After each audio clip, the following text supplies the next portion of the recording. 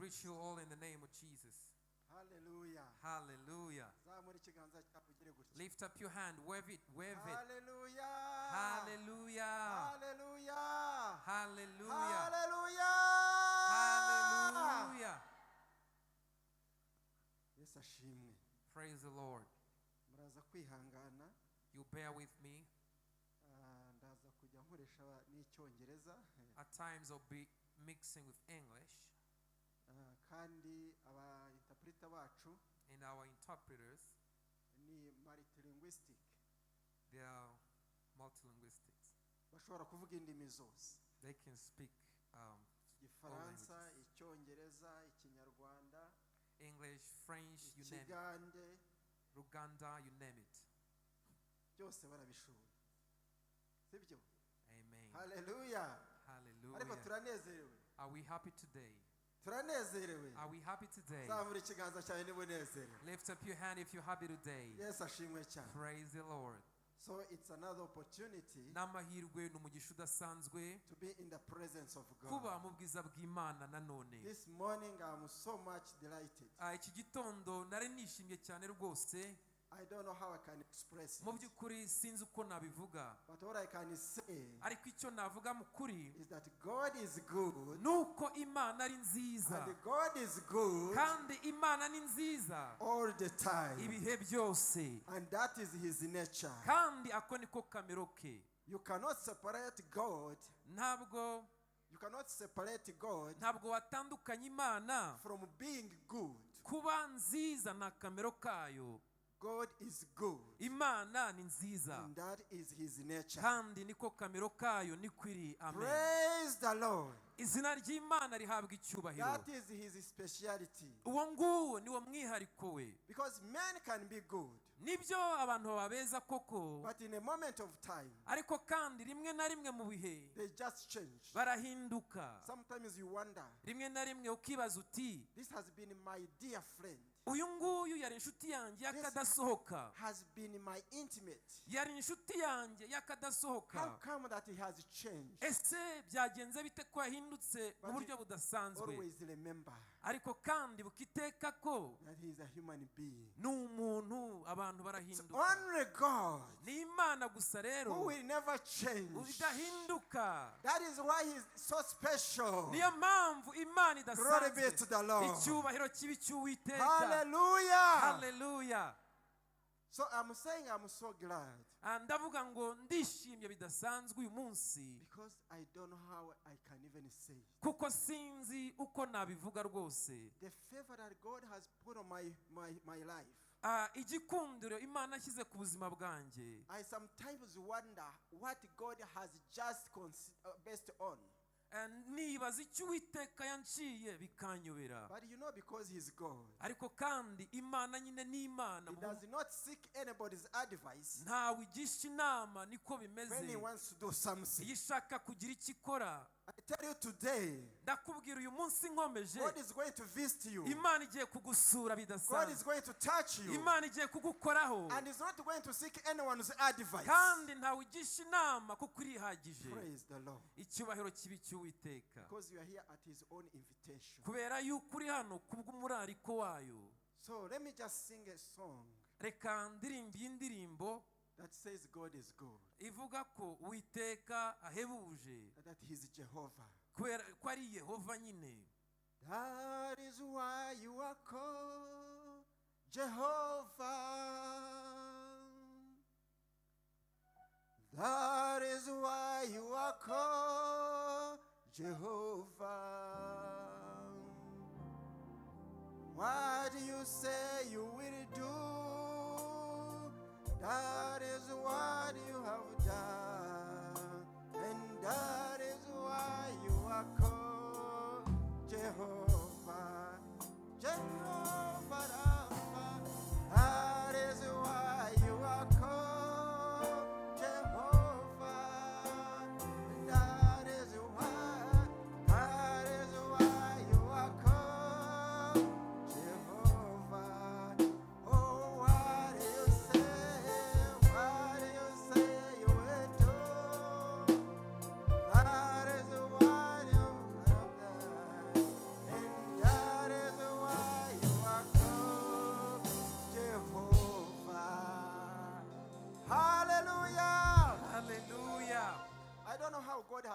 to you. sinzi uko imana yakwiyeretse, But when God appeared to Abraham, ariko imana yiyereka aburahamu, he told him that my name is Jehovah. yaramubwiye ati ndi Yehova niryo zina And when ryanjye. he appeared to Moses, Hanyuma yiyeretse na he Musa, said, my name is I am. iramubwira ati ndi uwo ndiwe. Praise the Lord. Izina ry'Imana Do you know you are rihabwa God? Do you know you are God? ese uzi Imana yawe? Do you know who he is? Ese uzi iyo ariyo? How did he appear to you? Ese ni gute yakwiyeretse? Hallelujah. Hallelujah. So I give him all the glory this morning So rero ndashaka guha Imana icyubahiro for giving me this opportunity kumpa aya mahirwe adasanzwe to deliver his message. kugira ngo mbwirize ubutumwa bwayo. I'm just a mere vessel.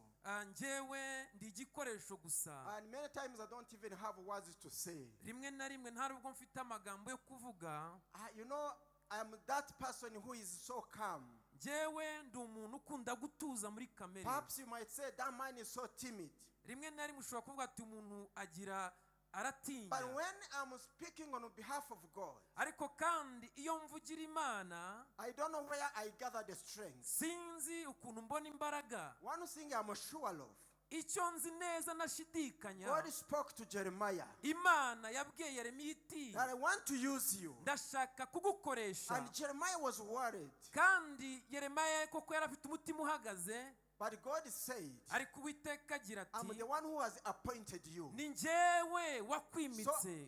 you are not going to speak your own words. ntabwo uzavuga amagambo yawe gusa, You will speak my own words. ahubwo uzavuga uko nkubwiye. And you will see a confirmation. kandi koko nzaguhamya ko ari Signs njye and wonders will follow what I have said. ibitangaza n'imirimo ikomeye So bizakujyana when I'm nawe. speaking on behalf of God, rero iyo mvugira Imana, it's not me who is speaking. ntabwo ari jyewe ubuvuga. If he wants me to speak only one word, niba ashaka ko mvuga ijambo rimwe gusa, so be it. nuko bigomba Because he kugenda, knows kubera ko azi neza that ko that single word iryo jambo rimwe is going rukumbe to transform the lives of people. rigiye guhindura ubuzima bw'abantu. But he is able. kuko He irashoboye. can still use me for 1 hour yankoresha isaha or even for 2 hours. emwe n'amasaha abiri. So me, I only avail myself. njyewe gusa mba niteguye I umurariko pray w'Imana. in the name of the Lord ndasenga mu izina rya Yesu, that you will avail yourself nawe uraza kwitaba so that God can use you. kugira ngo Uwiteka agukoreshe. God is not in respect of any man. Imana ntabwo itinya umuntu uwo ari we He wese. can use anybody. Imana yakoresha uwo ari we wese Nirobanura wemeye. ku butoni. Praise the God Lord. is not partiality. Hallelujah. Hallelujah. So nongera gushima I Imana want to thank God once more kubw'umushumba wacu for our bishop wangiriye icyizere. who has given me this Imana trust. nimuhe umugisha. May God bless him richly. Kandi niwe utuma nibura tugera aho tuva n'aho tujya. And he enables us to move from one level to Imana another. iguhe umugisha Bishop. May God bless you, Bishop. Imana iguhe umugisha. God bless you abundantly. Reka mbabwire. Let me tell you this. Umunsi umwe ndi mu gihugu cya Mali. Once when I was in Mali, umwuka w'Imana yaransanze. the Holy Spirit came to me. Ndi kumwe n'undi mupasiteri I was with another pastor wo mu gihugu cyo muri Ghana. from Ghana. Aba mu Butaliyani. So he's in Italy right now. Niho yagiye gukora. That's where he was sent for mission. Hanyuma And turicara turaganira. so we sat and had Turavuga ngo tugomba gutangiza umurimo w'Imana and mu kigo. we said we need to establish the ministry where we were working from. Hanyuma turabikora. And we did it. Dukora umurimo. So we started serving. Noneho And then, turavuga ngo target yacu so we said our target, ni ukugerageza guhamagara abenegihugu it is to call the countrymen bakaza kujya guterana. to come and fellowship. Turabikora. So we did that. Hari umugabo umwe There was a certain man nakunda kumubwira ngo ngwino uze mu materaniro. that I used to tell, please come to church. Hanyuma tuza kuganira. And once we had a heart-to-heart conversation. Arambwira ati ariko narakijijwe. And he said, I am saved right now. None se ukora iki? I asked him, what do you do?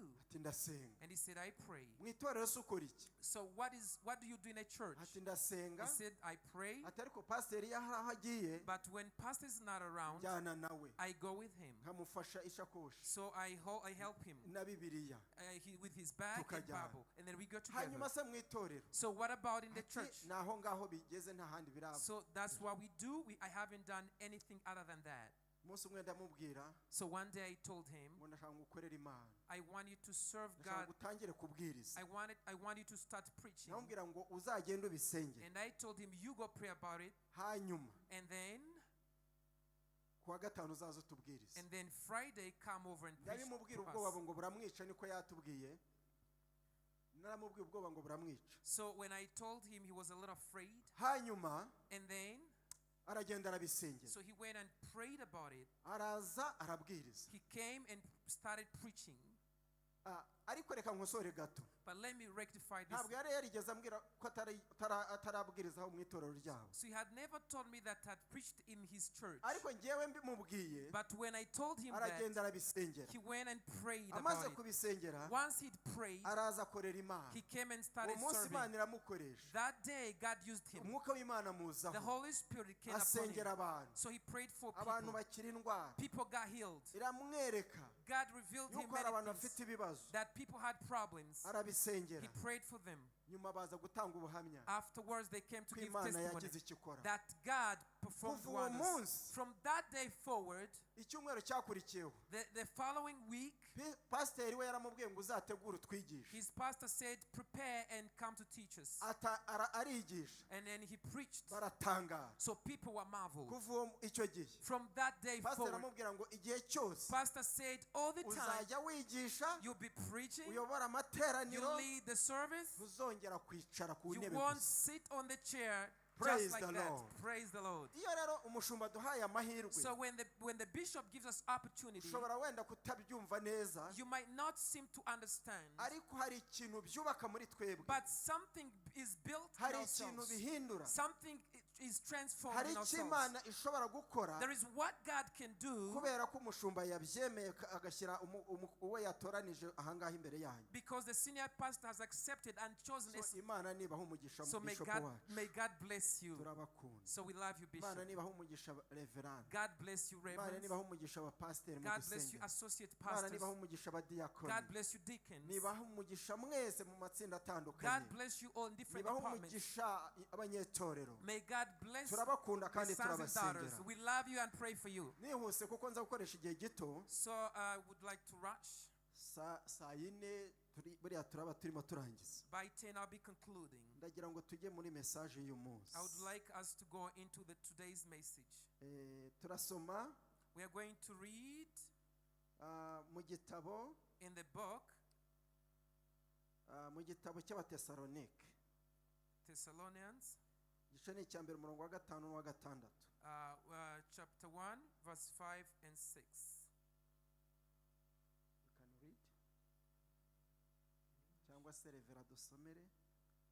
Yes.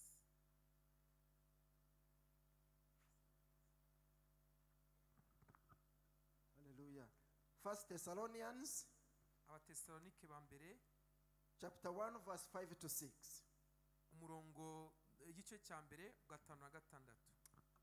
Ibyo nibyerekana ko Imana idaca urwa kibera ngo mutekerezwe ko mukwiriye kwinjira mu bwami bwayo kandi ari bwo mubabarizwa, kuko ari ibitunganyije Imana kwitura abababaza kubabazwa. Kansubiremo. Praise the Lord. Praise man. Revera urimo urasoma Abatesalonike ba mbere igice cya mbere umurongo wa 5 gatandatu. Nasomye aba kabiri. Umurongo wa 5 wa gatandatu. Kuko ubutumwa twahawe butabagezeho ari amagambo gusa, ahubwo bwabagezeho bufite imbaraga n'umwuka wera no kubemeza mudashidikanya. Namwe ubwanyu mwuzi uko twameraga muri mwe ku bwanyu, namwe niko mwadukurikije mukurikiza n'umwami wacu, mumaze kwakirira ijambo ry'Imana mu makuba menshi, mufite ibyishimo by'umwuka wera. Amen. Amen. Soma mu Itangiriro 13:8-9. Genesis chapter 13, 8 and 9.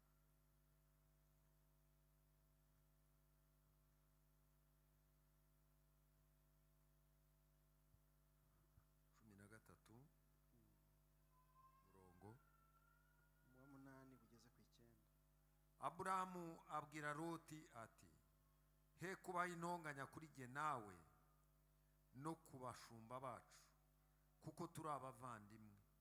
Mbese igihugu cyose ntikiri imbere yawe.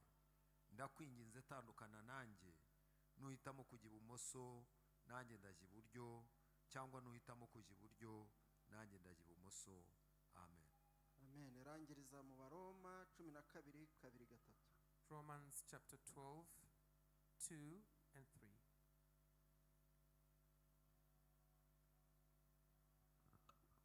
Abaroma 12:2-3. Ariko tuzi yuko iteka Imana izacira ku bakora bene ibyo ari iry'ukuri. Wowe muntu ucira urubanza abakora bene ibyo, nawe ukabikora, mbese wibwira yuko uzakira iteka ry'Imana? Reverara kanongere ngusubirishemo wihangane. 12:2 tugeze ku wa 3.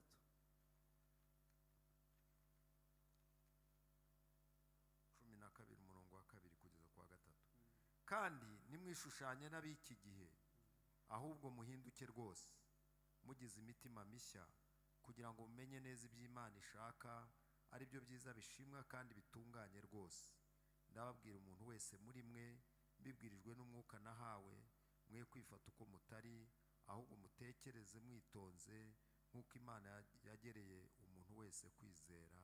Amen. Ushobora kubumba Bibiliya zanyu tukaganira. You may close your Bible and we talk. Hallelujah. Hallelujah. Send your fire, the Holy Ghost fire. Send your fire again, the Holy Ghost fire. Send your fire, send your fire, the Holy Ghost fire. Send your fire again, the Holy Ghost fire. So our title insanganyamatsiko yacu uyu munsi says like this. igira iti, Maybe let me say it in Kinyarwanda. kambivuge mu Kinyarwanda, ngo twiyambure ibituremerera bishobora kudindiza amasezerano. Let's take off everything that creeps on us that can hinder us from achieving our promises. Praise the Lord. Praise the Lord. Hallelujah. Hallelujah. So that is the message. Iyo ngiyo nibwo butumwa bw'uyu munsi. And maybe you have already received it.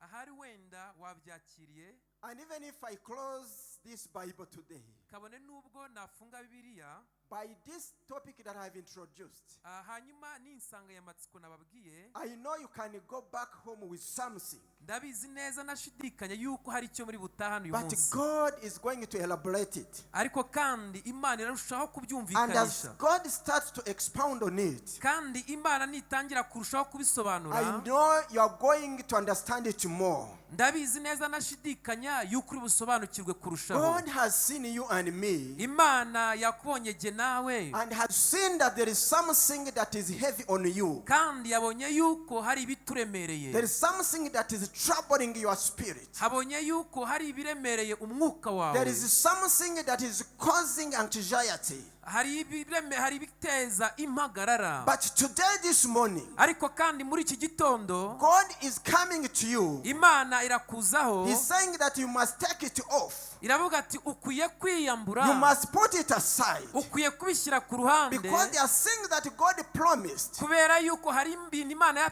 yasezeranyije. And if you don't take a step, akandi nudafata intambwe, and change, ugahindura, and put it aside, hanyuma ukabyiyambura ukabishyira and uruhande, remove that garment, ugakuraho uwo mwambaro, you will delay your promises. uzadindiza amasezerano yawe. You may even ask yourself, ushobora kwibaza uti, how can I delay promise ese ni gute nadindiza amasezerano which just came from God? amasezerano yaturutse kuwiteka. Can I stop what God has promised? Ese nahagarika icyo Uwiteka yavuze? Yes, it is possible. Yego birashoboka cyane. God can still do his fulfill his promise. Imana ishobora gusoza isezerano ryayo koko, even if you are not hearkening to his commandments. kabone nubwo waba udakurikiza amabwiriza yayo n'amategeko. But in most cases, ariko kenshi, that is in rare cases. ni gake cyane. Praise the Lord. Imana ishimwe. Because God wants you kuko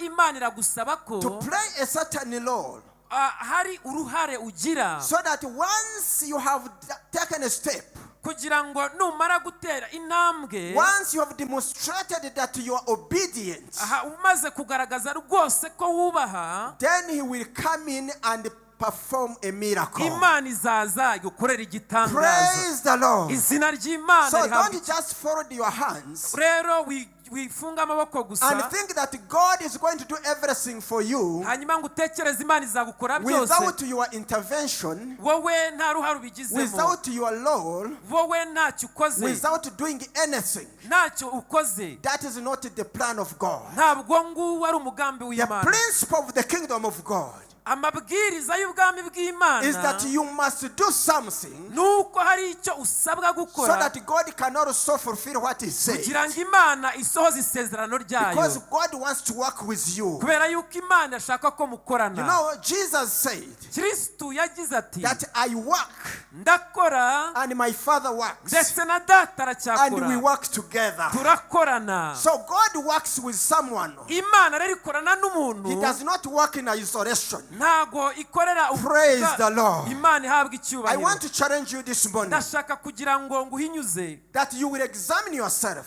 wiyinire That wisuzume, what am I doing today? ese icyo ndi gukora, What am I doing so that God can fulfill his promise? ese ndi gukora iki kugira ngo Imana isohoze isezerano ryayo? Am I simply waiting?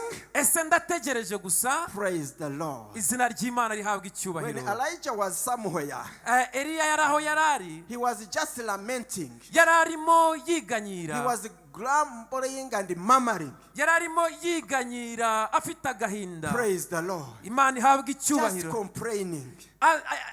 yitonganya. And then he was saying, I'm the only one left. Aravuga ati ni je jyenyine usigaye, And even me, they are pursuing me. nanjye barimo barangenza, They are about to kill me. barashaka kunyica.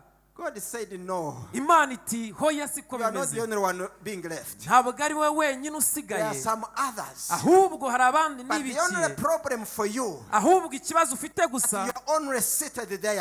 ni uko gusa You are wiyicariye, not doing anything. ntacyo uri gukora. So he said, get out. Aravuga ati genda Go vaha, to Kelet. genda ikereti, I will show you zakwereka what you will do. zakwereka icyo When he uzakora. started to walk, Hanyuma atangiye God kugenda, started to use him. Imana itangira God started to kumukoresha, tell him what he will do when he Imana gets itangira there. kumubwira icyo azakora nageraho Praise the ibituma. Lord. Imana ihabwa If you are icyubahiro. just seated, Nimba wicaye gusa if you ntacyo are ukora, not doing anything, nimba ntacyo uri gukora, you are playing a role. uri- You are playing a role urimo urakora inshingano to keep your promises pending. zo kugira ngo icyo ukora ni ukudindiza amasezerano yawe. Your promises are pending. Amasezerano yawe aradindiye ntahajya. Praise the Lord. Imana ihabwa Because icyubahiro of your Lord.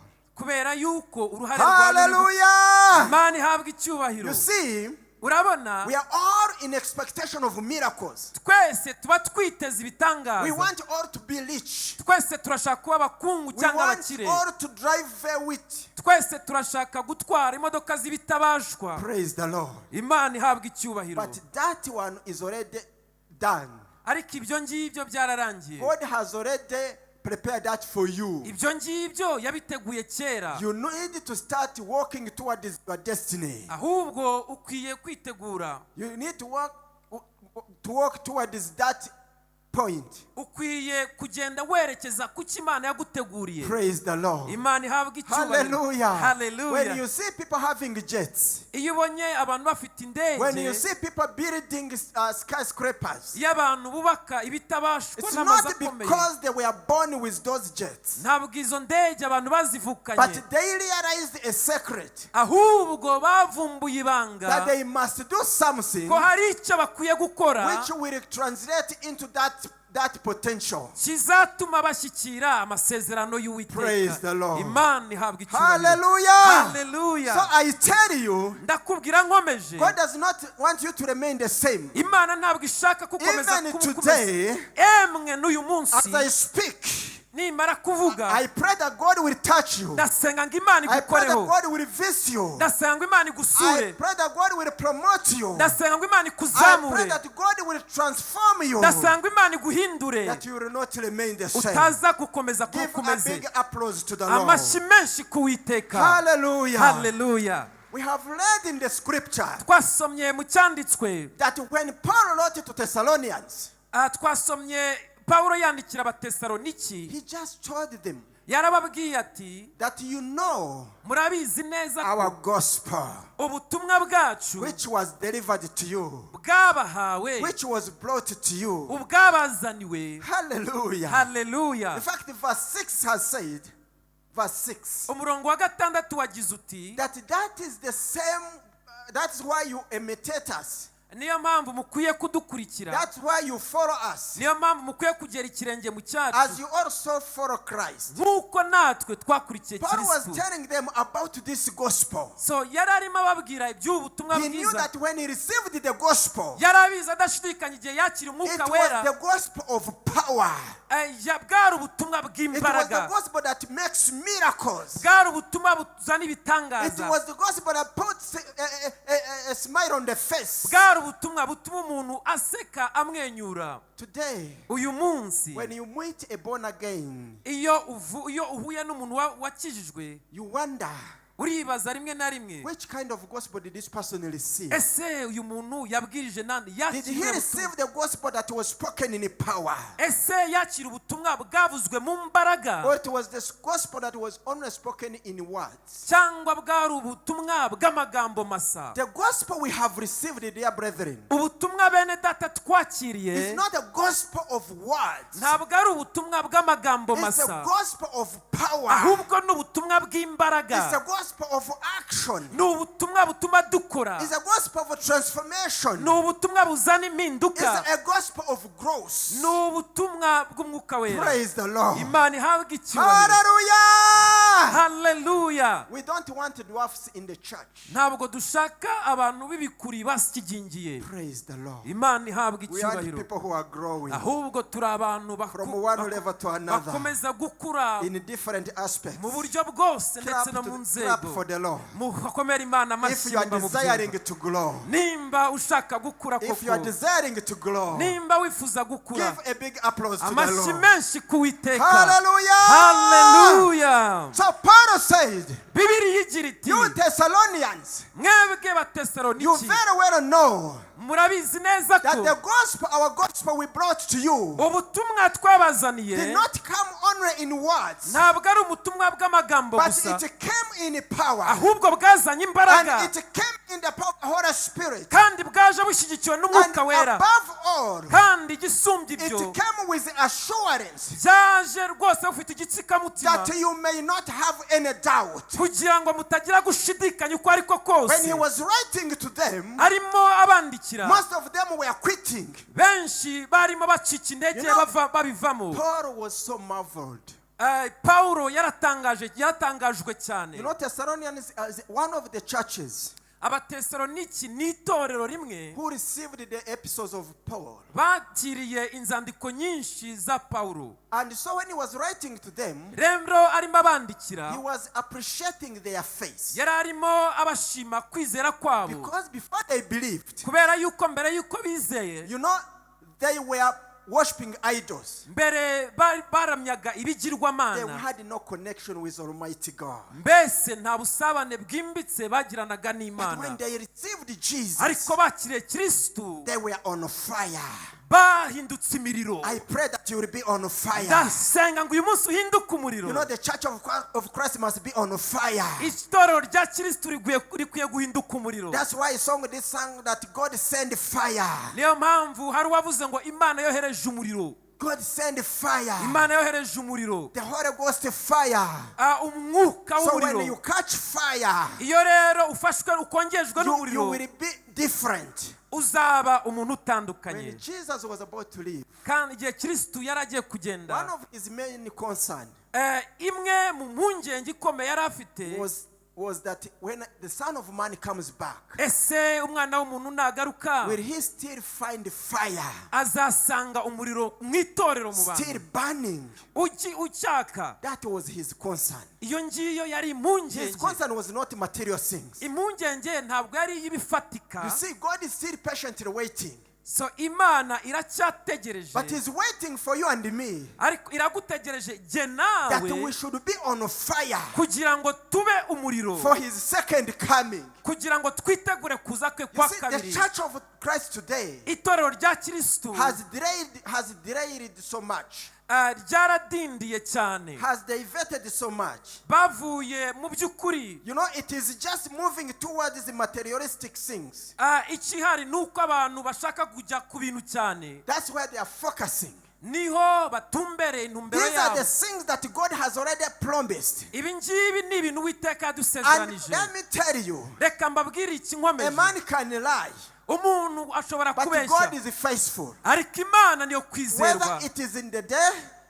Whether it is in the day, haba ku munsi or in the night, haba nijoro, God remains faithful. Imana ntihinduka, When niyo it has kwizerwa. rained storms, when there is storm, igihe hari umuraba, when there is wind, igihe hari umuyaga it w'ishuheri, doesn't shake God. Imana God ntinyeganyezwa. is unshakable. Imana In ntinyeganyezwa. fact, when your problem is shaking you, iyo ikibazo kirimo you should kikunyeganyeza, turn it to God. ukwiye guhindukira That this Imana, mountain is twisting me. ukavuga ati uyu musozi nubwo umpanamiye, It is shaking me. urimo But I uranzunguza, want you, God, ariko ndashaka to Mana fortify me kunkomeza, so that I can stand. kugira ngo mpagarare, Because you are not shaken kubera yuko wowe ntuhinduka, by the circumstance. ntuhindurwa n'ibihe. Praise the Lord. Imana ihabwa That is icyubahiro. the Lord you have believed. iyo niyo That's Mana the Lord you twizeye, serve. iyo niyo Mana mukorera. Glory be to the Lord. icyubahiro kibi cy'Imana.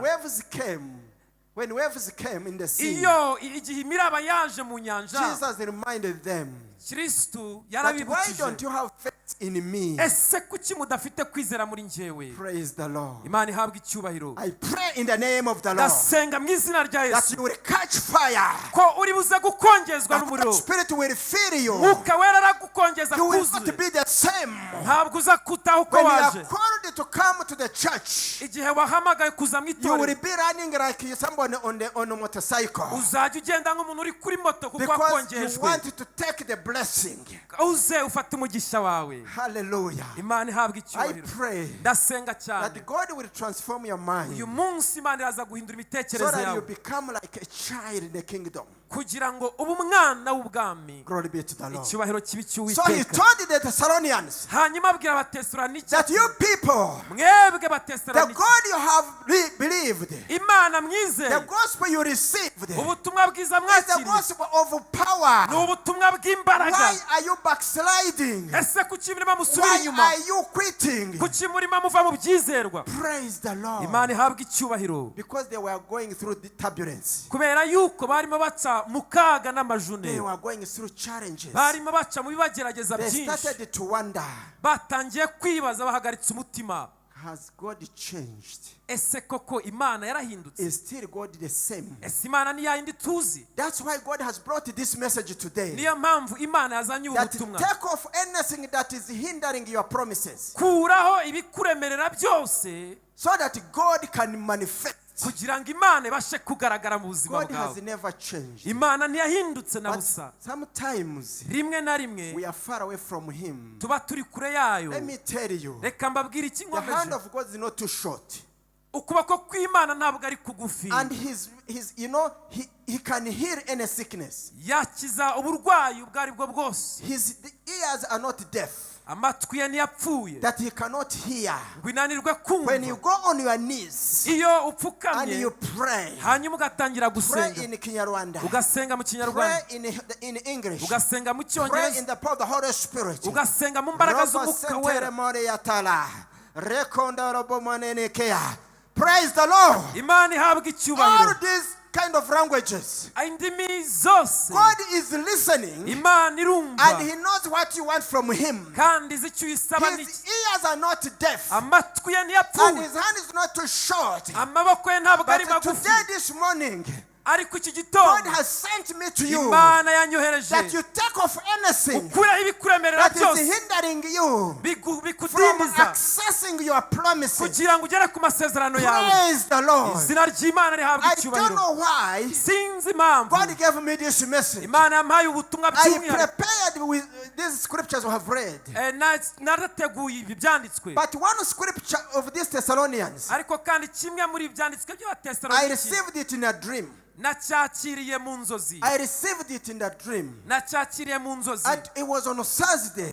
kandi hari kuwa In kane. fact, God gave me 3 scriptures. mu by'ukuri Imana yampaye He ibyanditswe gave me bitatu. this scripture. yampaye ibyanditswe. He gave me also Hebrews 3:6 hanyuma Imana Abaheburayo ibice bitatu murongo wa and gatandatu. Hebrews 13:16. ndetse n'Abaheburayo ibice 13 But murongo when wa gatandatu. I'm reading these scriptures, ndimo nsoma I saw 2 major points. nabonye ingingo ebyiri z'ingenzi. One is doubt. ingingo imwe kwari People ugushidikanya. are doubting. abantu People are barashidikanya. doubting the power of God. bashidikanya imbaraga People are z'Uwiteka. doubting the plan of God. bashidikanya imigambi I y'Uwiteka. don't know. sinzi impamvu. May you check yourself. isuzume I wiyinire. know there is something ndabizi ko hari that ikintu. God has seen. hari icyo Imana yabonye. You may not even be aware. ahari ushobora kuba utabizi. But God is saying ariko Imana irimo irakubwira there ngo is a spirit of doubt. hari umwuka wo There gukekeranya. is a weapon that the devil is using, hari intwaro Satani arimo which akoresha. is the weapon of doubt. ari intwaro yo But gushidikanya. God is able ariko kandi Imana irashoboye to cyane do exceedingly, gukora ibirenze cyane. abundantly, ibirenze rwose. above what you can imagine or think, ibyo twatekereza n'ibyo twibwira. because He is God. kubera yuko ari Imana By ishobora only byose. a method, kimwe gusa God can quench any problem. mu kanya nk'ako guhumbya Imana yarangiza ibibazo byose. Praise the Lord. Imana ihabwa Give Him a icyubahiro. big hand clap. amashyi menshi ku Glory Uwiteka. be to the Lord. icyubahiro kibi So cy'Uwiteka. another thing I saw ikindi nabonye is that there is a spirit of fear hari umwuka w'ubwoba. that is just moving around. umwuka urimo uzerera. There is a spirit of fear hari umwuka w'ubwoba that is causing panic. utera abantu guhinda umushyitsi. Hallelujah. haleluya. Please don't panic. nyamuneka ntugire ubwoba. God is still on the throne. kuko Kristo yicaye ku ntebe And y'ubwami. He's still the King of Kings. kandi aracyari umwami w'abami He's still ntahinduka. in control. ibintu byose arabizi. Hold on fast on your confidence. wowe gusa yigirira icyizere Hold wishidikanya. on fast on your faith. wowe komeza kwizera Uwiteka ushobora byose. Don't give up. wicika intege. The Lord is about to do something. Uwiteka hari icyo yiteguye gukora. Praise the Lord. izina ry'Imana rihabwa Hallelujah. haleluya. We have read a scripture twasomye ikindi in cyanditswe the book of Genesis. mu Itangiriro. You know, God spoke to Abraham. murabizi Imana yavuganye na Aburahamu. And actually, before he received this name, kandi mbere yuko yakirira izina. because this name we have seen in this chapter of 13, kubera yuko iri zina nyine twaribonye mu gice cya 13. but it was not his former name. ariko kandi mbere ntabwo ryari iryo You zina know, rye. most of us, God has changed our names. benshi Imana yaduhindura We amazina. are no longer called those names that people know even when we are born. ntabwo tukitwa ya mazina y'utubyiniriro batwise kera. We are no longer called of those names where we were born, ntabwo tukitwa ya mazina y'aho twavukiye. in the situation we were born in. bitewe n'ubuzima n'imimerere We were twavukiyemo. born in those grass thatched houses. bamwe babyirukiye mu nzu zitari nziza. We were born, you know, just going to the well and fetch water and carrying jerrycans. benshi twavutse tujya ku mariba kuvoma amazi. We used to go to school and until we complete our primary 7 and even going to the secondary, almost having no shoes on our feet.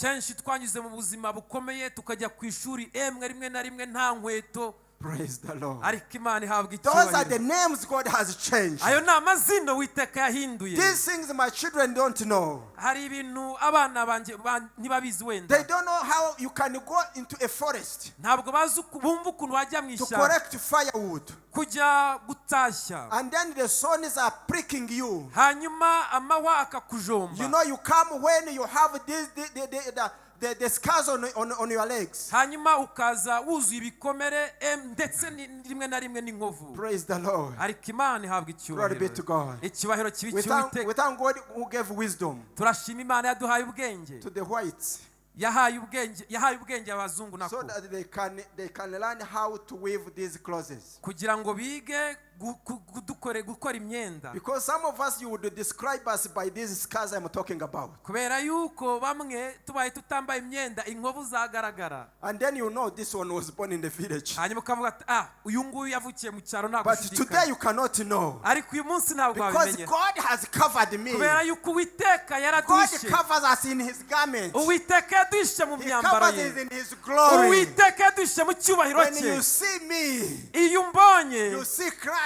ubona You Kristo. see a child of God. Ubona umwana You w'Imana. don't see my background. Kubera yuko utabona If you ejo are hanjye still seeing me hashize. in my background, Nimba ukindebera hakera I hashize. pray Ndasenga that ngo God will give you spiritual eyes. Imana ifungura amaso Because you are y'umwuka. still in flesh. Kubera yuko ushobora But kuba I ukiri mu pray, mubiri. Ariko ndasenga As the nkomeje. church of Christ, Nk'itorero rya you will Kristo.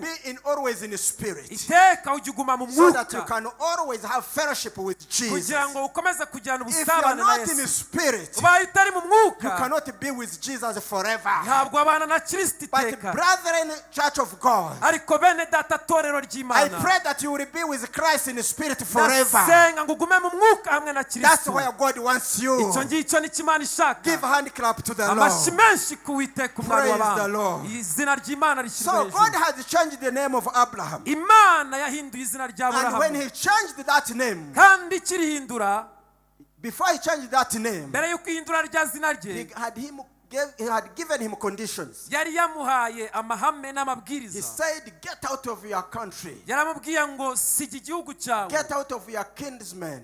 Siga abo muvukana n'umuryango Get wawe. out of your father's house. Va mu nzu ya so. And go. Hanyuma ugende.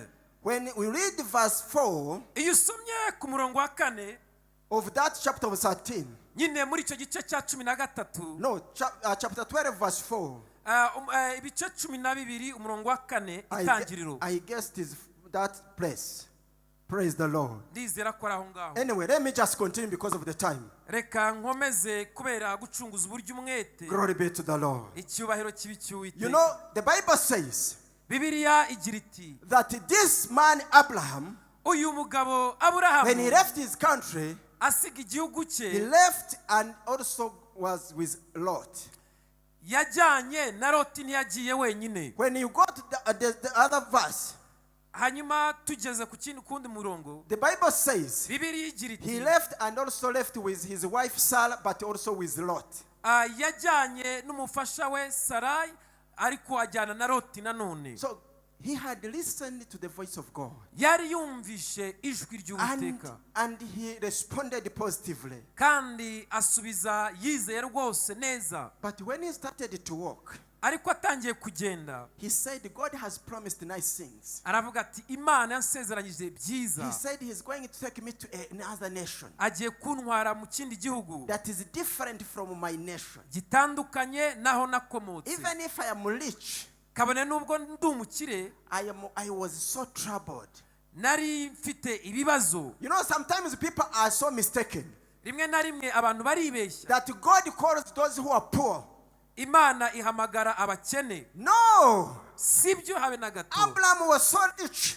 Aburahamu yari He umutunzi. had so many cattle and so many riches. Yari afite amashyo n'imikumbi. Praise the Lord. Imana ihabwa icyubahiro. So God also calls those who are rich. Imana ihamagara n'abakungu I'm praying n'abishoboye. in the name of Jesus Ndasenga mu izina that rya God Yesu. will raise men and women in this church Imana iri buhagurutse who will have the power of the gospel abagabo n'abagore baza to go kugira and imbaraga. confront the giants, Bagenda bagahangara to go and Satani. speak to those who are rich, Bakagenda bakavugana and n'abakire. tell them that even if if you are rich, akabwira ati kabone nubwo there is mwabakire something you are missing. hari icyo mubura. There is a state you are in. hari ahantu muri You are lacking peace, buza amahoro which cannot be given by riches. adashobora But guhabwa, God has sent me to you ariko Imana to tell you yanyohereje that He loves you kubabwira ko ibakunda and He wants you to take you out of that state kandi ishaka kubakura muri iyo so that He mimerere can use you mightily kugira ngo ibakoreshe mu and buryo give you a bukomeye new name. kandi bahindurire izina That's what He rishya. did to Abraham. nicyo Imana yakoreye Aburahamu. Receive the anointing in the name of akira Jesus. amavuta mu izina rya Yesu. Hallelujah. Hallelujah. Praise the Lord. izina ry'Imana rishyirwe hejuru. So then, as we have read, nk'uko twasomye, Abraham now realized Aburahamu yasobanukiwe ko that the original state he was in imimerere yari arimo mbere it is still the same. yari kimwe He itarahindutse. was always worried. iteka yagiraga umutima uhagaze, He was always sad. yabaga arakaye, He was always not, expecting to live until tomorrow. ntabwo yabaga arakaye azi ko butari buke, afite umutima uhagaze. I cancel the spirit of death in this church in the name of Jesus. ariko ndirukana umwuka wo I kwiheba, declare and declare ndavuga nkomeje that by the virtue of the power from above, n'imbaraga z'umwuka you wera are not zitukamye. going to die, ntabwo ugiye gupfa, but you will live ahubwo to uzarama declare the goodness of the Lord. kugira ngo uvuge Give kugira hand neza clap to the k'Uwiteka, Lord. amashyi menshi k'Uwiteka. Why is the Spirit leading me like this? ese kuki umwuka arimo There anyobora are gutya? people hari abantu who do not expect to live until tomorrow, hari abantu rwose baba bumva butari who buke, think when they go on a journey, bumva ko iyo bagiye ku rugendo they will not reach, batahagera, they will not alive.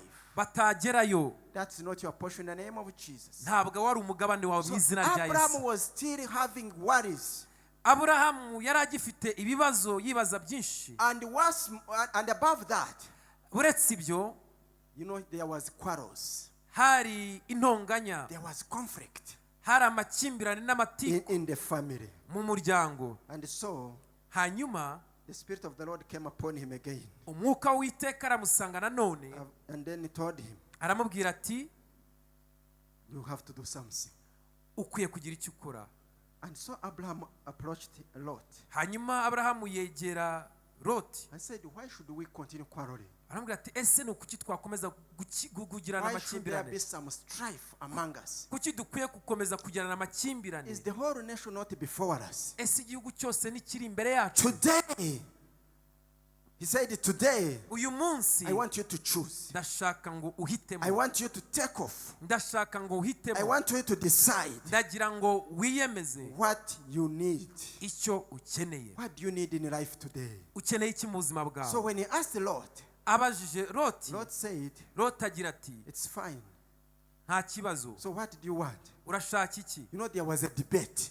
mbese hari ibiganiro nkemurampaka. So Abraham said, no, the whole country is in before us. Aburahamu ati igihugu kiri imbere yacu, If you choose to go on the right, aho uhitamo hose I will go on the left. nuhitamo iburyo genda jya If you ibumoso, choose to go on the right, nuhitamo kujya iburyo I will go on the left. genda jya ibumoso. Praise the Lord. Imana ihabwa And so icyubahiro. Lot did, hanyuma Loti arabikora, made a choice. hanyuma ahitamo And he chose ahitamo a green pasture ahantu hari urwuri runese that was so close to River Jordan. rwari rwegereye Yorodani. And he decided to go with his flock. hanyuma ahitamo kujyana n'imikumbi After ye. he has separated with Abraham, hanyuma amaze gutandukanywa na Aburahamu, God who spoke to Abraham, ya Mana yavuganye na he Aburahamu came back to him. imugarukaho bwa He said, kabiri, I'm the God iravuga ati ndi who Uwiteka, spoke to you in a loud voice, wa wundi wakubwiye mu ijwi who riranguruye, called you to salvation. wa wundi waguhamagariye gukizwa no And I kunkurikira, am coming to you again. kandi nkugarutseho I'm nanone. saying you don't need even to move from there. nta nubwo ukeneye kuva aho ngaho, Just stand there. guma aho ngaho, Look around. itegereze, reba Look around. hakugose, Wherever your eyes can reach, aho amaso yawe I yagera am giving you that nation. hose ndahaguhaye ngo habahawe. Praise the Lord. izina ry'Imana rihabwa When you icyubahiro. separate, hanyuma when you baratandukana, put off iyo wiyambuye that which is not of God, ibitari iby'Imana, God comes back to you. Imana ikugarukaho. You have not been hearing the voice of God. Umaze igihe utumva ijwi ry'Imana. You have not been experiencing a change. Umaze igihe nta mpinduka. Because kubera ko there is something that you have to do. kubera yuko ari icyo There is usabwa something gukora. that you must do. Hari icyo ugomba So gukora. that God can come back to you. kugira ngo Uwiteka He kugarukeho. has not forgotten you. Ntabwo yakwibagiwe. Your name is written in the book of life. Izina ryawe ryanditse mu gitabo God cy'ubugingo. has you in his records. Imana He has iragufite. not forgotten you. Imana But he ntiyakwibagiwe. wants you to put off Irashaka ko wiyambura that which is heavy on you. ibyo ngibyo bikuremereye. So that when you put it aside, hanyuma numara God can kubyiyambura, visit you again. Imana irongera I pray igusure. in the name of Jesus Ndasenga mu izina rya that Yesu. God will visit you Uyu today. munsi Imana Because you are igusure. going to make a choice. Kubera ko ugiye You are guhitamo. going to decide Ugiye kumesa to kamwe. separate with your Lord. Gutandukana na Loti. Praise the Lord. Imana ihabwa I icyubahiro. don't know who is your Lord, Sinzi Loti wawe uwo ari we, but you have your Lord. ariko ufite Loti And wawe. you must separate with him. Mutandukana na Loti. Glory be to the Lord. Icyubahiro kibi cy'Uwiteka. Hallelujah. I just want to finish with that scripture Ndashaka kurangiza n'iki cyanditswe that we have read in the book of Romans, twasomye mu Baroma, where we read aho twasomye mu Baroma 12 that do not conform yourself ntimwishushanye n'ab'iki gihe, to this world, ntimwishushanye n'ab'iyi si, but just renew your mind ahubwo muhinduke rwose so that you may be a living testimony. kugira ngo mube ubuhamya, Pray, and then God will accept you. hanyuma Imana izabemera. Do not conform yourself. Ntiwishushanye n'ab'iki gihe. You are unique and special. Uratandukanye, uri umwihariko. Praise the Lord. Imana ihabwa You icyubahiro. know, one time, Rimwe because of the favor of God upon me, kubera igikundiro cy'Uwiteka kuri jye, I always go back to him. iteka muhungiraho. Hallelujah. Hallelujah. I want to give these two testimonies Ndashaka gutanga buhamya bubiri, and just finish. hanyuma nkahumuza. Somebody who will want to decide Hanyuma uri buze guhitamo, will also decide today. araza kumesa kamwe ahitemo uyu munsi. One simple testimony. Ubuhamya bumwe. Hallelujah. Hallelujah. You know, I was favored in a big congregation. Urabizi nahawe igikundiro mu iteraniro rigari. It was a big gathering. Bese ryari iteraniro rigari. Just a big cloud. Abantu benshi. And so, hanyuma people came to me abantu baransanga and said, you are going to be the master of ceremony. Baravuga bati uraza kuba umuhesha w'amagambo. And so, I accepted. Hanyuma ndabyemera. And I said, now I'm in an authority. Hanyuma ndavuga ubu ngubu ninjye ufite ubuyobozi. Whatever I decide, icyo mitamo, God will confirm. Imana iracyemeza igishimangire. So I was telling people of high ranking positions, Nari ndimo mbwira abantu bari mu myanya ikomeye, the generals and everybody. abajenerali ndetse n'abandi. And I was saying, can you please stand up? Nkababwira ni ese mwahaguruka. Then please do this. Mukora ibi nkababwira ibyo bakora. But I realized that they had no choice. Hanyuma naje kumenya ko nta mahitamo bari bafite. Myself, I had already known who I am. Kubera ko jewe nari narisobanukiwe I knew my authority. Nari nzi ubutware I Imana knew the yampaye. position I'm standing in. Nari nzi aho mpagaze So nashidikanya. when the function was over, Hanyuma ibirori birangiye, people came to me, how come abantu baraza baramaza ati ese ni gute that you dare to ask the general to stand up? watinyuka ute ugasaba generali guhaguruka? Then I asked, how come Ndababaza ni ese that you people, you dared to give me the Lord to be a master of ceremony of this function? ese ubundi mwebwe ni ukuki mwamiseme kuba umuhesha Are you w'amagambo? not aware Ese ntabwo muzi that ko when a master of ceremony is standing before the crowd, iyo umuhesha w'amagambo ahagaze imbere that y'abantu, his word is final? amagambo ye niyo aba So yubahirizwa. I told them, Ndababwira ni I did it nabikoze because I had a final say kubera yuko ari njye wari ufite ijambo over rya this nyuma. function. Ni njye wari Hallelujah! ufite ijambo rya Let me nyuma. tell you, brothers, Reka mbabwire bene you must data, know who I am.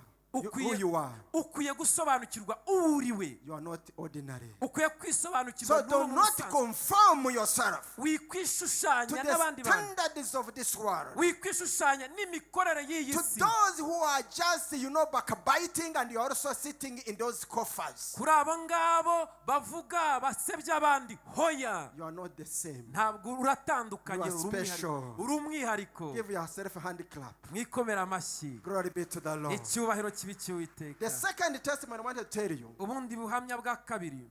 Last year I stood here Umwaka ushize nari mpagaze and I said my job is coming to the end. Navugaga ko akazi kanjye kari kagiye And I don't know what I'm going to do. Kandi nibazaga ibyo ngiye gukora. In fact, when we were just in our area where we meet, ubusanzwe iyo turi aho duhurira nyine, where Bishop has been led by the Holy Spirit that the pastors can come here and meet, iyo abashumba bahurira nyine uko umushumba yabigennye, somebody asked me, hari uwambajije ati we have heard this announcement twumvishe iri tangazo that your mission is going to close. yuko akazi kawe kagiye guhagarara. So what are you going to do? Ese ugiye gukora iki? I said I have heard that announcement as well. Ndavuga ni nanjye iryo tangazo nararyumvishe. But when I get there, ariko nimagera, God will tell me what I will do. Imana izambwira icyo nzakora. So when I got back to the job, hanyuma nsubiye mu kazi, when the job is coming to an end, iyo akazi kagiye kurangira,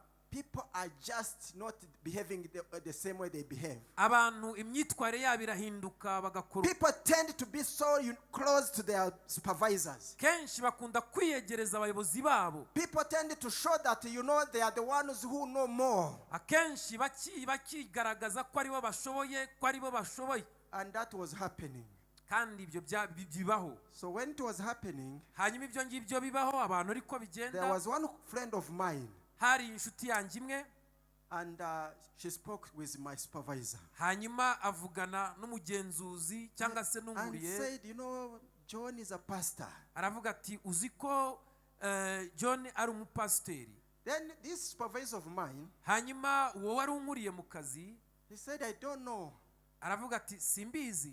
But what I can say, ariko icyo navuga cyo, John must be concurrence. John agomba kuba ari umutsinzi. Praise the Lord. Let me just say it in this way. Reka mbivugiye muri ubu buryo. Ngo John agomba kugira concurrence. Concurrence, I think, is the French word. Ni nka competition, n'est-ce pas? Praise the Lord. Amen. He must have in other words, he must be competing within this team. Mu bundi buryo agomba kuba ari umuntu uri gukora cyane. Competing, ahanganye, exactly. That's the word. So when this friend of mine came to me, hanyuma inshuti yangije, I said, God, ndavuga ni Mana, I know where you report. Nzi uwo mbwira. And I know who I am. Kandi ndisobanukiwe. Since I came to this country, nyiza muri iki gihugu, I have served you. Naragukoreye. I have not just been shy to declare about the gospel. Ntabwo nigeze nerwa isoni no kuvuga ubuhamya ubutumwa bwiza. I have been consistently going to that place for a prayer. Rwose nakomeje gukukorera na I want you, God, Mana ndagusabye, to show this person kwereka uyu muntu that ko I serve you. ko ngukorera. Praise the Lord. Imana ihabwe icyubahiro. Hallelujah. Hallelujah. I went back to God. Hanyuma nsubira kuwiteka. I had a case to make before God. Hanyuma nari mfite icyo nzanye imbere y'Uwiteka. Ask your neighbor. Baza mugenzi wawe ukwegereye. Do you have a case to plead to the Lord? Ese hari icyo ufite ushyira Uwiteka? Praise the Lord. Imana ihabwe icyubahiro. Hallelujah. Hallelujah. So, for those who got the job, abangaba babonye akazi, the first people who got the job, abantu ba mbere babonye akazi, in my section, muri division, I was among them. Nanjye nahawe akazi mu Glory bambere. be to the Lord. Icyubahiro kibi cy'Uwiteka. And my supervisor came and said, hanyuma unyoboye araza arambwira ati, is it a temporary appointment? Ese ni ukuguha inshingano by'akanya gato? Because in this job we do of UN, kubera yuko muri aka kazi tugenda dukoramo nyine muri izi organisation, when it is a temporary appointment, iyo ari akazi k'igihe gito, it can only last for 2 years. gashobora kumara imyaka 2. Then I said, no, ndavuga ni hoya, it's not a temporary appointment. ntabwo ari akazi k'igihe gito, It is a a fixed term appointment. ahubwo ni akazi k'igihe kirekire. Praise the Lord. Imana ihabwa Then he icyubahiro. said, yeah, what? aravuga ati Oh, that is the job they wanted to give so and so. ako niko kazi bari bageneye runaka. I was not aware that she had even that information. ntabwo nari nzi ko yari afite ayo makuru jewe, But I said that is how God works. ariko navuze niko niko Imana ikora. He just challenges those who think they are superior. Imana ihinyuza abantu batekereza ko God hari is ibyo going bari to byo. elevate somebody today. Imana igiye kugira uwizamura uyu God is munsi. going to increase your anointing today. Imana igiye kuguha amavuta menshi. God is going to change your life today. Imana igiye guhindura ubuzima bwawe uyu You munsi. only need to put off ukeneye kwiyambura and separate with your Lord. ukitandukanya na Loti. Glory be to the Lord. icyubahiro kibi Give a hand cy'Uwiteka. clap to the Lord. amashyi menshi ku Uwiteka. Hallelujah. Hallelujah.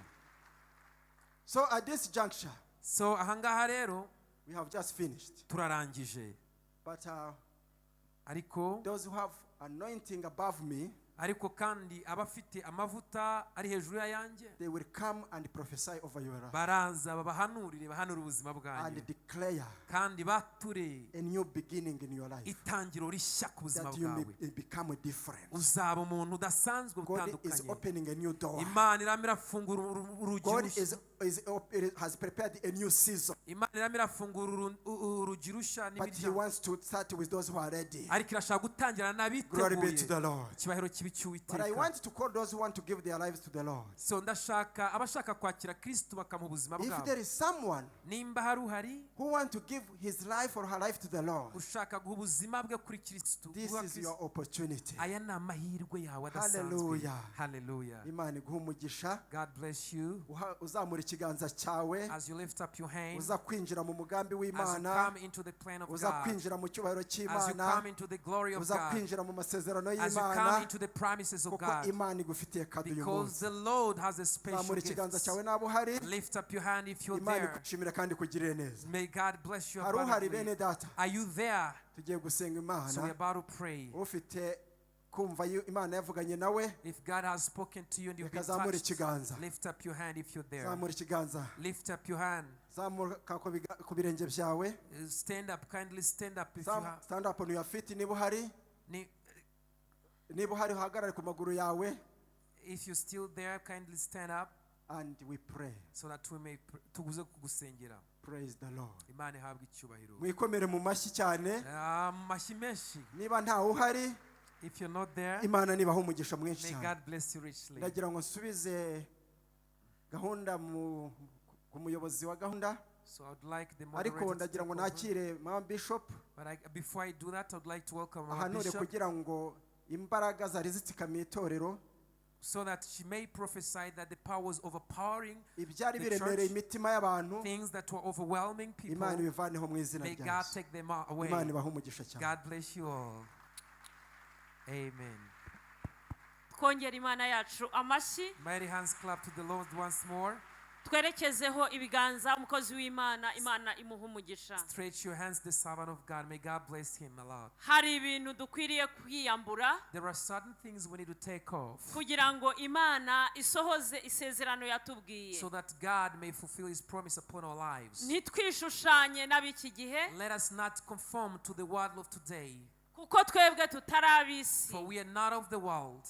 Ndagira ngo umuntu uwo ari we wese yumve ajya imbere y'Imana, I need each and everybody to listen, to come before the Lord, arebe icyamutandukanya n'Imana akiyambure. to see whatever was hindering him from communing with God. Hanyuma noneho dusenge And then we shall pray kugira ngo Imana idutandukanye na ba Loti, so that God may separate us from the roads, batubuza kwinjira mu masezerano, those who hinder us from entering into our promises. hanyuma And tubone kwinjira aho Imana yagambiriye. And then we shall go to our destiny. Hari Loti wawe There is a road ugukurikirana, who pursues you, uri kumwe nawe, whom you're with together. ariko mu mugambi But w'Imana in God's plan, mwabyumvise ko tutagomba kubana na Loti. you've heard that we need to separate ourselves from him. Loti nafata ibye, So let him go.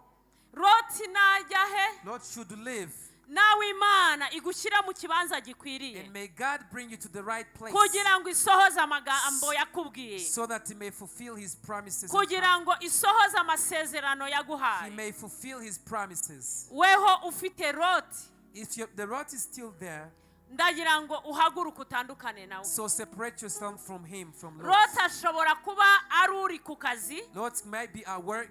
Lot ashobora kuba ari mu muryango akubuza amahoro. Lot might be in your family. Lot wawe ashobora kuba ari ubwo bukene. Lot might be the poverty. Lot ashobora kuba ari cyo kintu kikubujije amahoro. Lot might be the giant that's taking away your peace. Cyangwa ubuza amasezerano yawe gusohora. Or somebody hindering your promises to come to pass. Hari igihe umuntu aba ahantu. Sometimes you are somewhere, somebody's somewhere. Ariko ukabona uri kumwe na Lot. And you see her with Lot.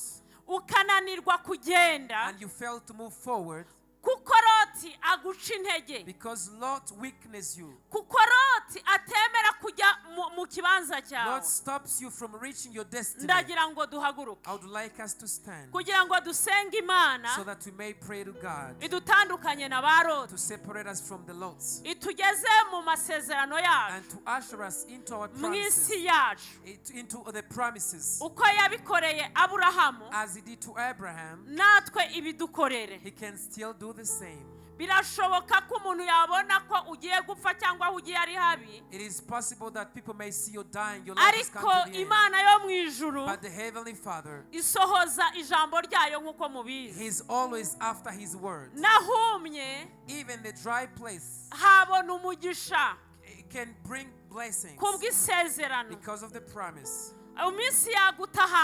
So yes, seasons, times can change. And you may think it's over. But the promise says brings things into existence. Mighty hands clap to the Lord. Drive the Lot out. All those things hindering you. All those things weighing heavy on you. That hinder you from reaching your destiny. That hinder you from reaching the promised land. Let us pray. Sometimes a word comes because people are used and unbelief. So you see people are somewhere else. Maybe you have disregarded. Maybe it was preached but you didn't hear it. Maybe some people think it doesn't change. That's why we tell you to stand and pray. So that the Lord's holding us may be removed. And somebody may remain seated because they feel they're not part of the plan. But to those who are concerned, we are about to pray. People who believe God has spoken. People who heard the voice of God. We are about to pray. Get ready to pray. Take off everything that is weighing heavy on you, that makes you conform to the world people, and tell God to take off everything to separate you from Lot. Let us pray. Mana y'imbaraga nyinshi, Mana y'ubuhanga kandi Mana y'ubushobozi. Kuri aya masaha twongeye kugushima kuko uvuganye n'ubwoko bwawe, izina ryawe niryubahwe. Uri Imana nzima, uri Imana ikomeye. Mana y'agakiza kanjye, hari byinshi bituremerera, ariko wavuze ngo tubyiyambure kugira ngo tubashe gusingira amasezerano waduhaye. Mana yo kwiringirwa no kwizerwa. Birashoboka ko ari ibyaha byatwizingiyeho, ibyo byose bikagenda bitubuza kwinjira mu masezerano. Birashoboka ko ari intege nke nazo, Mana yo kwiringirwa. Turakwinginze ngo utugirire neza. Turakwinginze Data wa twese wo mu ijuru, aho ubona ubwoko bwawe buhagaze atariho, ndakwinginze Data wa twese wo mu ijuru, wongere ubeze, wongere ubatunganye, dukureho ibyo byose bituma utababona ndetse bituma batabasha kwinjira ngo bapenetre mu izina rya Yesu. Mana yo kwiringirwa, ubagirire neza kugira ngo babashe kugera mu kindi kirere, icyo babasha gusingiramo ibyo bavuganye nabo, mu izina rya Yesu Kristo wa Nazareti. Mana yo kwiringirwa no kwizerwa, muri uru rugendo duhura na baroti, Mana nkuru yo kwiringirwa, baza ari abashaka gucogoza umugambi wawe, ariko abo baroti turabirukanye mu izina rya Yesu. Baroti bari mu murimo w'Imana turabirukanye mu izina rya Yesu. Baroti bari mu kazi turabirukanye mu izina rya Yesu. Baroti bari mu rushako turabirukanye mu izina rya Yesu. Baroti bivanze mu bana turabirukanye mu izina rya Yesu. Baroti bivanze mu mibereho yacu yabo turabirukanye mu izina rya Yesu. Mana yo kwiringirwa no kwizerwa, hari igihugu cyiza wadusezeranije. Mana waravuze ngo uzabana natwe, ariko abo bose, ariko ibyo byose bituma tutagera aho tugomba kugera, ibyo byose turabisize mu izina rya Yesu. Mu izina rifite imbaraga, nibajya mu rundi ruhande natwe tujya mu rundi, kugira ngo aho tujya hahabwe umugisha n'Uwiteka, akazi turimo gahabwe umugisha n'Uwiteka, bizinesi zacu zihabwe umugisha n'Uwiteka, abana bacu bahabwe umugisha n'Uwiteka, imiryango yacu ihabwe umugisha n'Uwiteka. Tugirire neza Mana abo bose bahagaze banze ko tuba promoted, ndabirukanye mu izina rya Yesu. Mana yo kwiringirwa no kwizerwa, abo bagenda bavuga amagambo yo gusenya, abo bagenda bavuga amagambo mabi mu izina rya Yesu, kugira ngo bateranye ubwoko bwawe n'abakoresha, abo bose turabirukanye mu izina rya Yesu. Abo Mana yo kwiringirwa no kwizerwa bameze nk'ibihanda mu nzira, mu izina rya Yesu Kristo wa Nazareti, bakurweho n'imbaraga z'Imana kugira ngo tugeze mu gihugu cyacu cy'amasezerano. Urakoze Uwera wa Isiraheli, urakoze Mana y'agakiza kacu, twakiriye ubutumwa, twakiriye ubwo buhanuzi, tugukomeye amashyi mu izina ryawe ryera Yesu, amen. Amen. Reka twerekezeho ibiganza umukozi w'Imana, Imana imumugishe.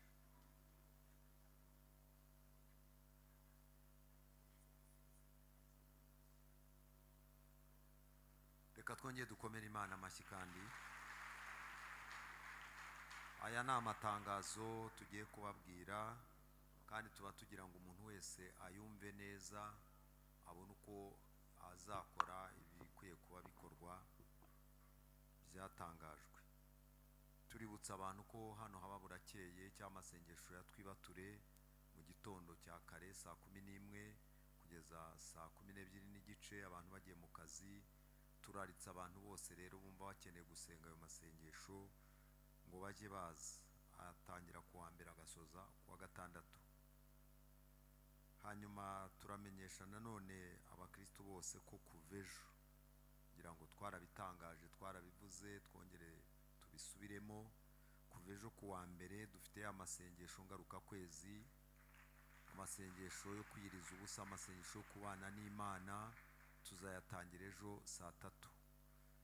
Reka tubibutse, mujye muzi iminsi yose, ntabwo ari byiza gutegereza ngo uzaze kuwa gatatu ngo byarashyushye, ahubwo nawe uze tubishyushye. Mbwira mwene so ngo uzaze kubishyushya. Turabatumiye rero. Aya masengesho afite ijambo nyamukuru riri muri Yesaya igice cya 62 kuva ku murongo wa 1 kugeza ku wa 5. Ijambo ririmo tuzagenderaho no guhindurirwa izina. Imana irashaka kongera guhindura amazina yacu, kandi turashima Imana ko n'ubutumwa twumvise uyu munsi buvuze ku guhindurirwa izina. Imana yahinduye izina rya Aburahamu, Imana imuha umugisha, Imana imukuraho izina ribi, imuha izina ryiza. Muri aya masengesho rero twizeye Imana ko tuzava muri aya masengesho Imana hari ikihinduye, kandi Imana izabikora niyo kwizerwa. Tuyikomera amashyi, ni byiza. twari twavuze ko azasozwa n'uwa gatanu w'imirimo n'ibitangaza, ariko twabihinduye gato, ahubwo hazasenga urubyiruko kuri uwo wa gatanu. Twawubahaye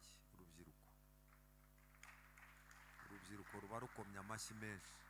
Uwa gatanu uzaba ari uwanyu, muzawusengaho Imana kandi mugire namwe ibihe byiza. Muri kanya rero dusohoka, abakristo bose ba Kinyinya twarabivuze, tumaze amezi 2 tubivuga. Abakristo bose batuye muri Kinyinya, abakristo ba BETHESDA Holy Church batuye muri Kinyinya, mu mirenge, mu tugari twose, mu midugudu yose, baje muri iteraniro rya mbere, murasigara mwicaye, hanyuma tubagezeho ya gahunda.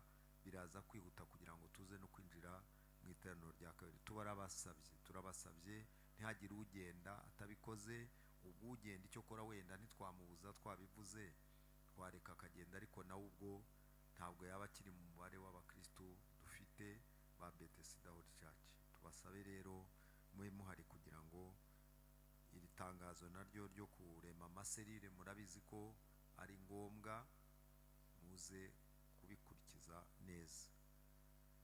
Ku cyumweru gitaha, imirenge ya Kacyiru ndetse na Gisozi nayo izasigara, abakristo bayo bazasigara nabo kugira ngo tubikore dutyo. Tuzagenda tubikora, twatekereje ko dushobora kubavanga n'abo ku Ruyenzi, ko ni bake muri Runda, n'abandi bagiye batuye kure na kure, nabo bakazasigara kugira ngo tuzabarememo amaserire. Imana ibahe umugisha. Kandi munsi w'abagore murabizi ko wabaye ku itariki ya 8, ariko noneho hano muri Eglise uzaba kuri 24 z'ukwezi kwa gatanu. Nibagiye guha z'ukwezi kwa gatatu, please. Nibagiwe, twabyibagiwe, nanjye narabyibagiwe rwose, ahubwo madamu wanjye, baby wanjye arambwira ntacyo namukoreye ku munsi wa, ariko kuri 24 ndabimusezeranije rwose. Uwo munsi nzateka. Nigeze guteka inkoko yanga gushya ku munsi w'abamama, birambabaza rwose, azayishikuye iranga, ariko noneho nzayiteka nshake na za mudarasini nshyiremo. Yesu ashimwe. Kuri 24 ni umunsi w'abamama, muzatumira abandi baze mu materaniro, baze dusangire, baze banezeranwe namwe. Mwankundira mugahaguruka, nongera ngasaba mama Bishop akigira imbere akadusengera Imana. Imana ibahe umugisha. Abagabo bari hano bazateka. Haleluya. Duhaguruke dusezeraneho, abakacyiru basigare nkuko bakinyinya basigare nkuko tumaze kubivuga. Hanyuma mwabyumvise ko Gisozi na Kacyiru bonyine nibo bazasigara ku cyumweru. Gisozi na Kacyiru. Reka dusenge. Mana yacu nziza y'icyubahiro, twongeye kugushima, izina ryawe niryubahwe. Uri Imana ikomeye, uri Imana nzima, uri Imana yacu. Tugushimiye umwanya tumaranye, tugushimiye kudukunda, tugushimiye amagambo udutumyeho kandi kugiye kuyagenderamo kugira ngo ugire neza ubwoko bwawe. Mana yacu, ubane natwe, ujyane n'abagiye, usigarane natwe, uduhe umugisha mu izina ryawe ryera Yesu. Amen. Ubuntu bw'Umwami wacu Yesu, amahoro y'Imana, kuyoborwa n'Umwuka Wera bijyane namwe kuva ubu kugeza iteka ryose mu izina rya Yesu. Amen.